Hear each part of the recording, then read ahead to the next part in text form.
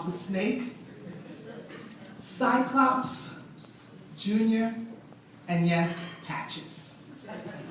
Like the song said, he was born in the backwoods of Alabama. He chopped wood and picked cotton too. This was the building block which made him a better man. He spent his early years on a farm with his grandparents in Alberta, Alabama. Ernest was a very mischievous child and found himself in trouble a lot. He had close ties with Jim Butt, the strap, and found himself in the smokehouse or the corn crib. He would always call me. I can hear him right now. Hey, Carrie, come here. Tell man I ain't gonna do it no more. Thanks to them, he was learning how to be a better man.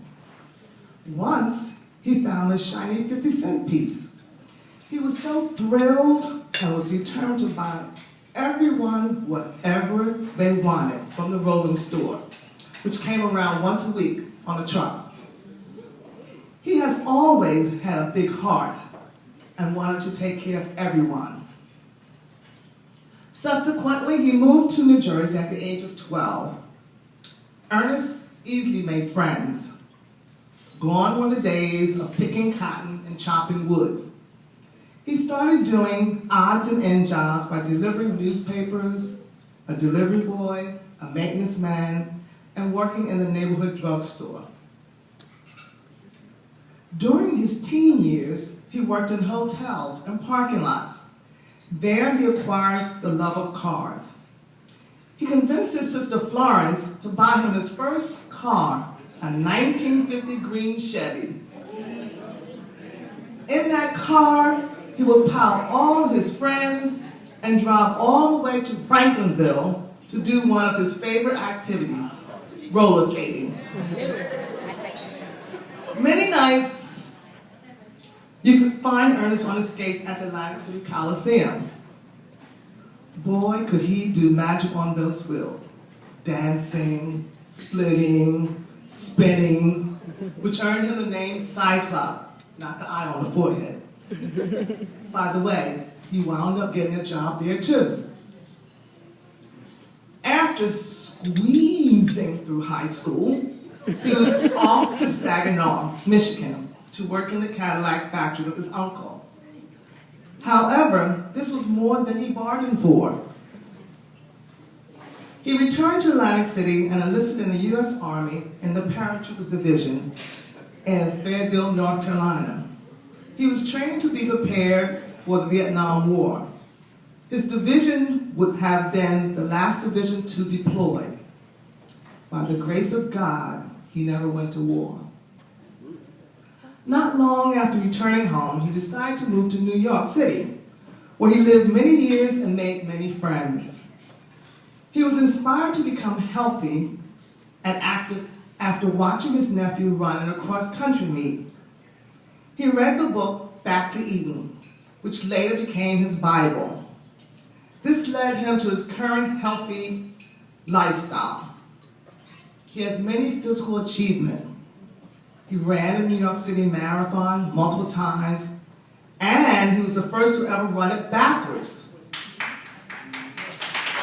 It deserved.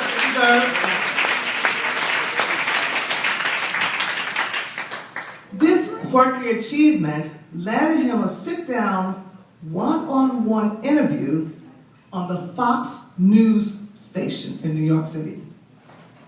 Now, if this wasn't enough, he also rode his bike from New York City to Atlantic City in one day for a total of 12 hours. And he is in the Guinness Book of World Records for jumping rope for 13 consecutive hours, shattering his predecessors of only 6 hours. While living in New York, he met and married Beverly, and eventually moved back to Atlantic City. He began working at the different casinos, and his reputation has run and convinced the owners to let him represent them in a race. Currently, Ernest continues to work for a casino. He owns his own business, has a loving wife, wonderful children, and grandchildren. He is still living a health-conscious life, physically, being physical and active as well. Sometimes riding his bike to work and skating every Wednesday night.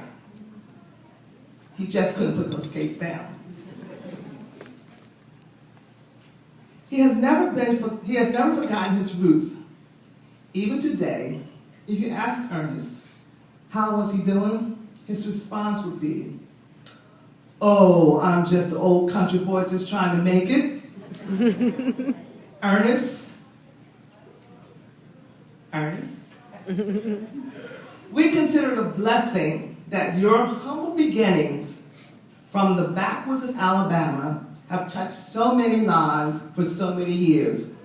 We love you.